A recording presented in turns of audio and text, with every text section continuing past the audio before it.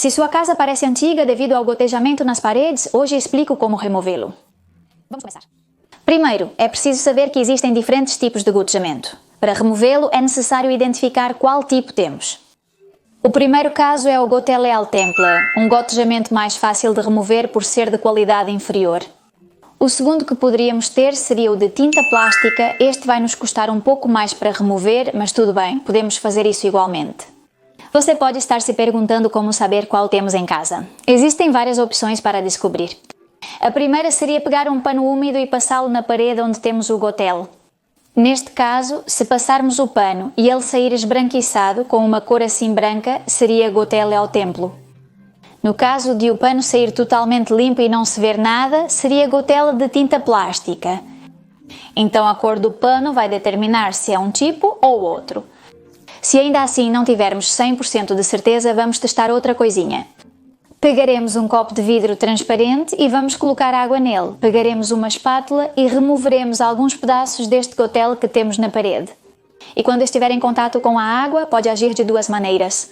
A primeira seria se dissolver nela e deixar a água totalmente branca. Neste caso, seria gotele al templo ou poderia cair no fundo do copo. E neste caso, seria tinta plástica. Com essas duas estratégias, poderemos determinar qual é o nosso tipo de gotele e assim definir como vamos removê-lo. Vamos ver como removemos um tipo de gotele e o outro. Primeiro, vamos começar pelo temple, que é o mais simples, como eu disse, e no qual só vamos precisar de um pouco de água e uma espátula. O que vamos fazer é umedecê-lo com um pouco de água e vamos esperar um pouco para que faça efeito. E vamos pegar nossa espátula e vamos removê-lo de uma maneira simples. No meu caso, encontrei este tipo de textura no apartamento e nem mesmo precisei colocar água, talvez em alguma área que estava um pouco mais presa, então tive que colocar. Mas na grande maioria saía quase, eu diria, como se fosse papel de parede, ou seja, saía incrivelmente bem. O mais comum é encontrar partes muito mais grudadas do que outras, então para essas partes que estão mais grudadas, podemos nos ajudar com a água, adicionando mais quantidade ou esperando mais tempo para que faça efeito. Se vemos que está muito difícil ou que não conseguimos pegar o jeito, o que podemos fazer é pegar nossa espátula e enfiar um pouco a ponta para que ela entre dentro do gotele e seja mais fácil de chegar à camada atrás do gotele e assim poder atacá-lo, digamos, pela parte de trás, inserindo a espátula e removendo o máximo de gotele possível. No meu caso, ele foi muito fácil removê-lo e acho que foram por 3 motivos. Ou seja, havia 3 coisas que faziam este gotele cair de uma maneira muito fácil. A primeira é que é um apartamento que está muito perto da costa e, portanto, a umidade é muito maior, nos apartamentos que estão mais no centro. Afastados da parte do mar, digamos, a umidade, acredito que tenha feito bem, que seja muito mais fácil de remover, neste caso, o gotele. Por outro lado, nos deparamos com a segunda coisa que acredito que também tenha feito o gotele ser mais fácil de remover. E neste caso, diria pela aparência que tem. Quando o removi, que quando o aplicaram, a parede não estava totalmente limpa, havia muita poeira nas paredes. Então isso fez, que o gotele não aderisse bem na parede onde estava sendo colocado e que assim com o tempo fosse se soltando. E finalmente, acredito que o fato de as paredes na parte de trás terem algumas rachaduras que davam para o exterior, filtrava ar frio e umidade. E isso fazia, portanto, que o gotele também fosse rachando e que assim acabasse caindo mais facilmente.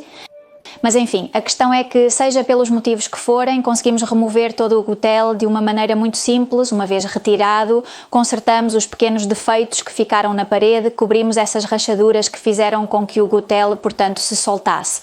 E para maior segurança, coloquei nas paredes que dão para o exterior um sistema de isolamento térmico.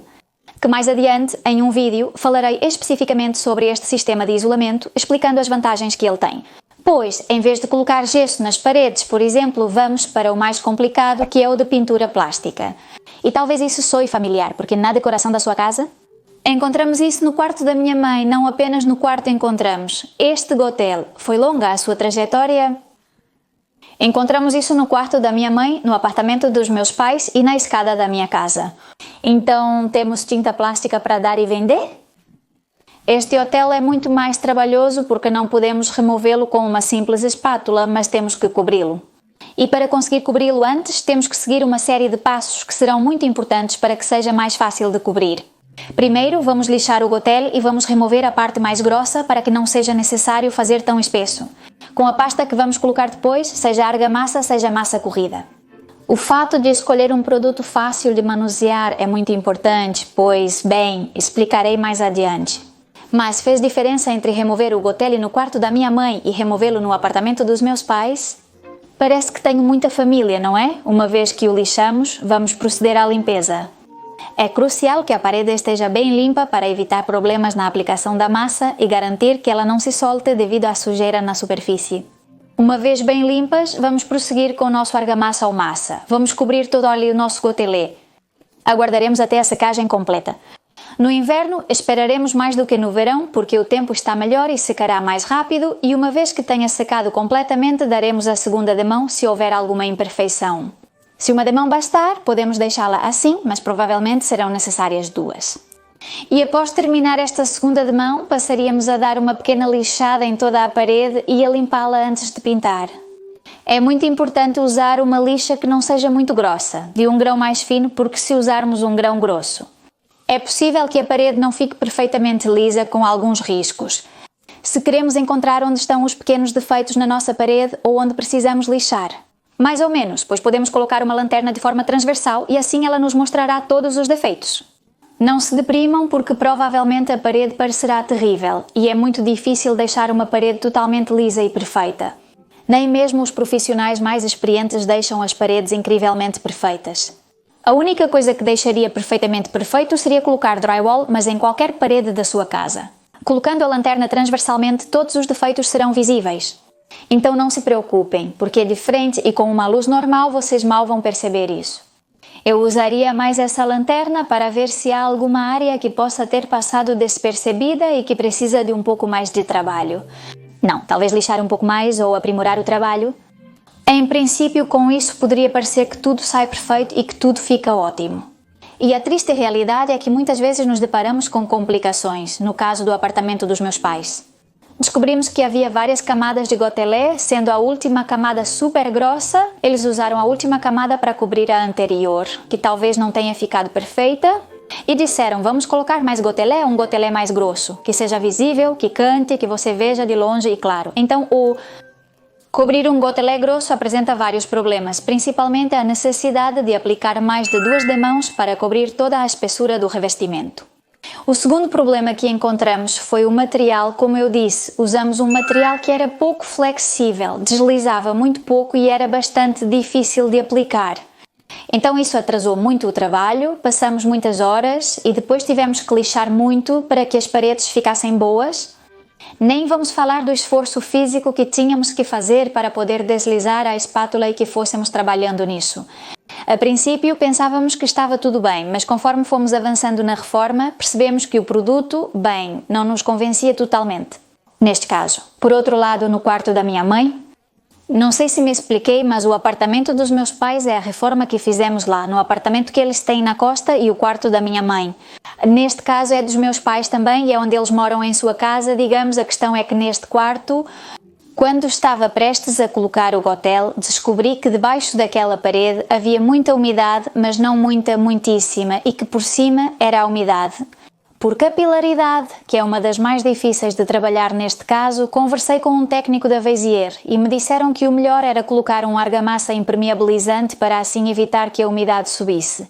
Talvez seja uma solução mais temporária, porque tudo vai depender da quantidade de umidade que temos no ambiente.